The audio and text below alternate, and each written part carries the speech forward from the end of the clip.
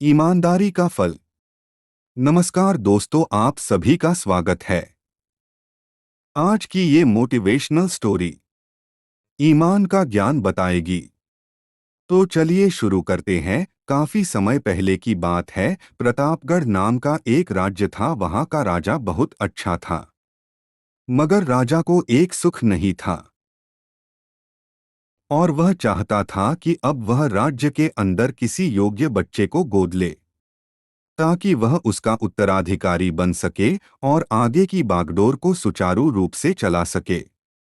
और इसी को देखते हुए राजा ने राज्य में घोषणा करवा दी कि सभी बच्चे राजमहल में एकत्रित हो जाएं। ऐसा ही हुआ। राजा ने सभी बच्चों को पौधे लगाने के लिए भिन्न भिन्न प्रकार के बीज दिए और कहा कि अब हम 6 महीने बाद मिलेंगे और देखेंगे कि किसका पौधा सबसे अच्छा होगा।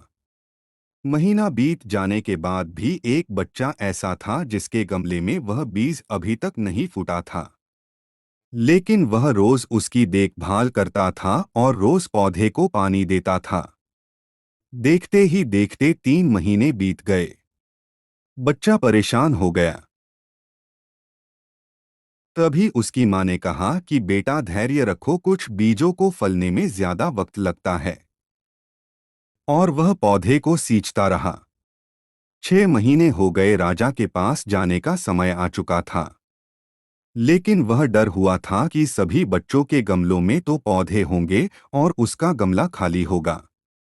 लेकिन वह बच्चा ईमानदार था और सारे बच्चे राजमहल में आ चुके थे। कुछ बच्चे जोश से भरे हुए थे, क्योंकि उनके अंदर राज्य का उत्तराधिकारी बनने की प्रबल लालसा थी। अब राजा ने आदेश दिया, सभी बच्चे अपने अपने गमले दिखाने लगे।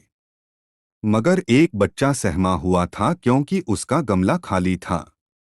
तभी राजा की नजर उस गमले पर गई। उसने पूछा, तुम्हारा गमला तो खाली है।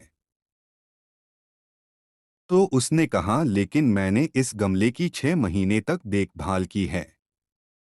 राजा उसकी ईमानदारी से खुश था कि उसका गमला खाली है, फिर भी वह हिम्मत करके यहाँ आ तो गया। सभी बच्चों के गमले देखने के बाद राजा ने उस बच्चे को सभी के सामने बुलाया। बच्चा सहम गया और राजा ने वह गमला सभी को दिखाया।